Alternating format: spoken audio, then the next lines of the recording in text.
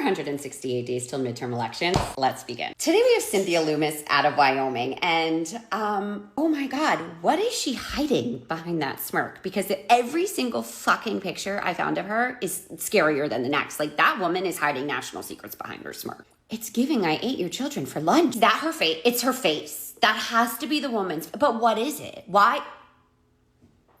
What is it?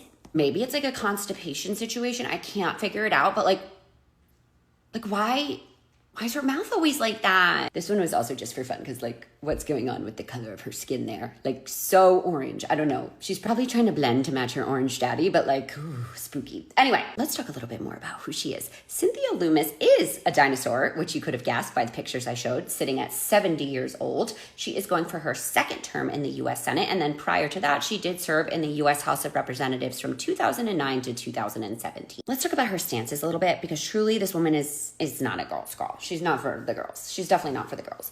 I don't know if Wyoming's for the girls either, though, at this point, so we'll see. Climate change. In a 2012 campaign debate, Lummis rejected the scientific consensus on climate change, claiming that climate change was not settled science. They all say this. I have found every single one of these senators that I'm looking at, all are like, well, there's no science behind climate change. Like, I'm just like, the science is there. There's so much science behind climate change. Like, I feel like the one thing you can't say is that there's no science behind it, because there's so much science behind climate change. And they all say it. Every single one of these senators that I'm looking into, they all say it. It's like, come up with something better. Be like, I just don't care. But like, there is the science. That's why I'm just a little bit confused. It gets better. LGBTQ rights. Lummis voted against the Matthew Shepard and James Byrd Jr. Hate Crimes Prevention Act, named after Matthew Shepard, a murder victim who was gay, stating that she believed that hate crime legislation was a states' right issue. What? Why would hate crime legislation be a states' right issue?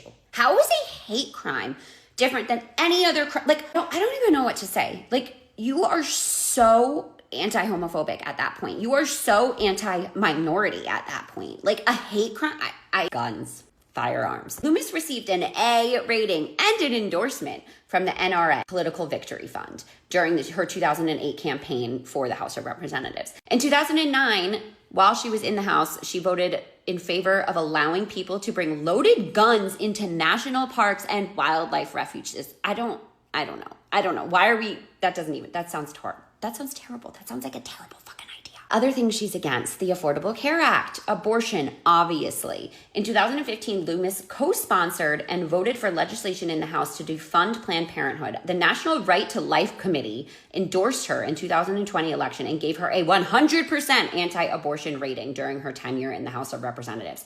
She supported the Pain Capable Unborn Child Protection Act, because, yeah, we all know.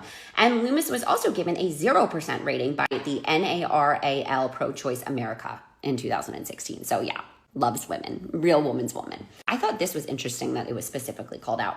Veterans. In 2022, Lummis was among the 11 senators who voted against the Honoring Our Pact Act of 2022, a bill that funded research and benefits for up to 3.5 million veterans exposed to toxic substances during their service. So she really seems to be all about the military. But again, once you leave the military, she doesn't seem to give more than a shit about you. She does not care about our veterans. So I thought that was really interesting that that was called out specifically against her, because I have not seen yet in my research another senator that had something specifically called out against them when it came to veterans. And I know a lot of people care a lot about our veterans, and I thought that was very interesting. Let's talk about past elections. Okay, so like Cynthia's face, this one's a bit of a jump scare as well. And I don't think I've seen another election with a 50-point difference. But you know what? We're still going to give it our all. We are still going to try to put up a good candidate against her. We are still going to try to flip the seat. We may not try as hard as other places because we may not have that much of a chance here in Wyoming, in good old Wyoming, but we are going to try. We are definitely going to try, because Cynthia is no good, and Cynthia has got to go. And Cynthia is a fucking dinosaur. Remember, she will be 72 by the time she takes that seat. 72. Why do these people want to work themselves into the grave? My ass at 72, if I make it, which I don't even feel like I'm going to make it at this point, but if I make it to 72, I am going to be so fucking far retired. You are going to see me on the beach, on a fucking boat, cocktail in my hand. Like, I am not going to be wanting to do whatever the fuck these dinosaurs are wanting to do in Congress. Although it seems like they just get to go home early, so who am I to know? It's usually the time we'll talk about 2026, but there is not a candidate yet who has put their name in for 2026. And I do feel like Wyoming, again, is a challenge, to say the least. I don't really know much about the state, to be 100% honest with you. So I definitely need help on this state. And I also think that there may be local people who have heard of someone running, possibly. I don't know. But if you know anything, as always, please let me know. Wyoming's going to be our little problem child, I think. But that's okay. It doesn't mean we're not going to try.